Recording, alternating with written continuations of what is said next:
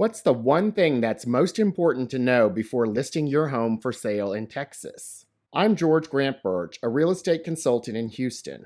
Welcome to my channel where I talk about all things residential in Texas.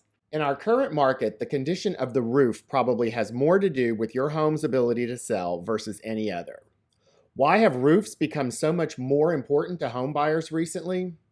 Truth be told, it has nothing to do with appearance or attractiveness or even the roof's condition or functionality. It's all about insurability, and home buyers probably won't even know it's an issue until they're in their option period. In recent years, Texas has been hit hard by a number of catastrophic weather events. In addition to named storms like Harvey, Ike, Beta, and others, the state has been hit by a record number of hailstorms, tornadoes, and other severe weather occurrences. Insurance companies have faced ever-increasing claims for wind and water damage and are scrambling to raise premiums fast enough to cover those increasing costs. Costs to insurance companies have become so high, in fact, that more and more carriers are considering leaving Texas altogether rather than selling policies they feel are too risky.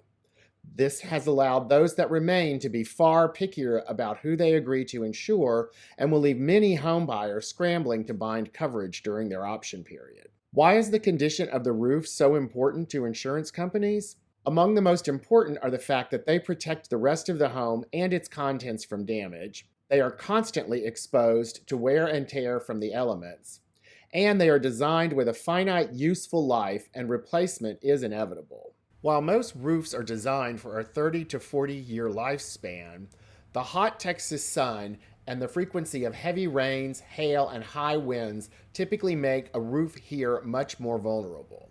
In the past, insurance carriers hesitated to insure a home with a roof that's more than 20 years old. Today, that number is more likely to be 10 years, and buyers and sellers may find themselves negotiating through the option period to get the home into insurable condition. What does that mean to buyers and sellers? Well, for sellers, you're going to want to know the age of your roof and disclose that in your seller's notification. It's going to come up, so regardless of its age, it's better to be upfront than to appear that you're concealing it. If your roof is less than 10 years old, that's a valuable selling feature that you'll want to mention. If your roof is older than 20 years, you should seriously consider replacing it before listing your home.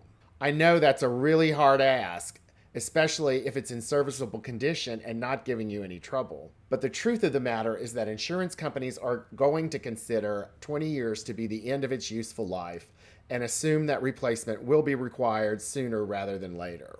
If your roof is between 10 and 20 years old, you may have a little wiggle room, but trust that it will come up during the option period.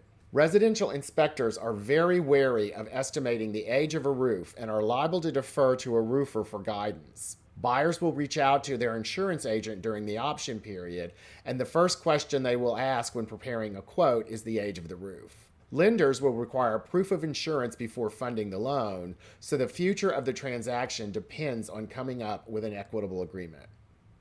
As far as buyers, you'll want to reach out to your insurance agent as soon as you've identified a property before you finalize your offer. They'll want to know the age of the roof and the condition, which sellers may or may not have disclosed. Your inspector can give you some insight into the age and condition of the roof, and they may recommend that you have a roofer take a look to give you an expert opinion.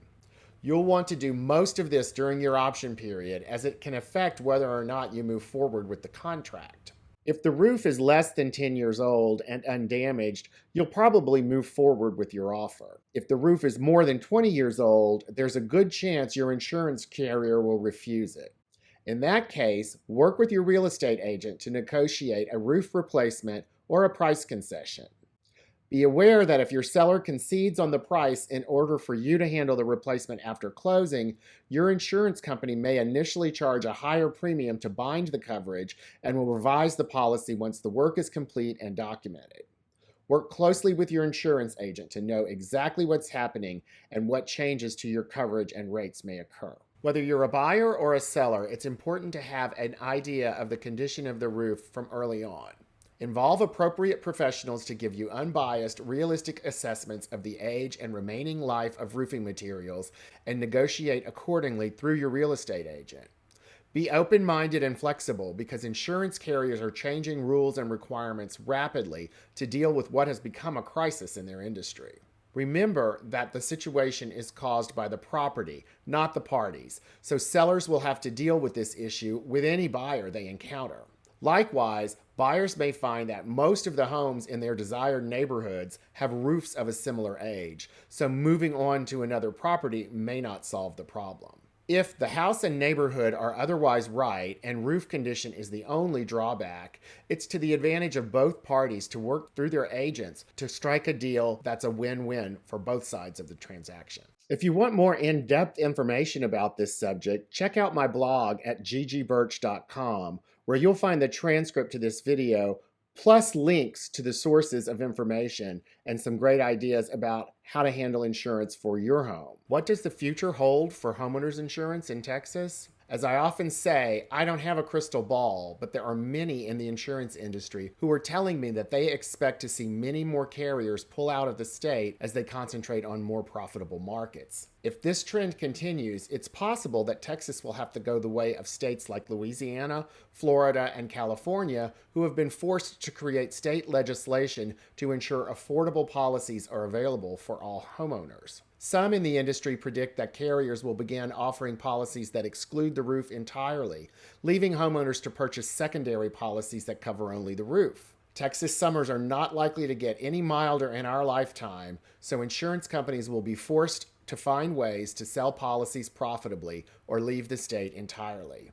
If that happens, we can all expect to pay significantly more, probably for less coverage, with a lot of more bureaucracy and red tape. If you want more information about how to get more joy from your home in Texas, subscribe to my YouTube channel and hit notifications so that you'll get pinged every time I upload new content.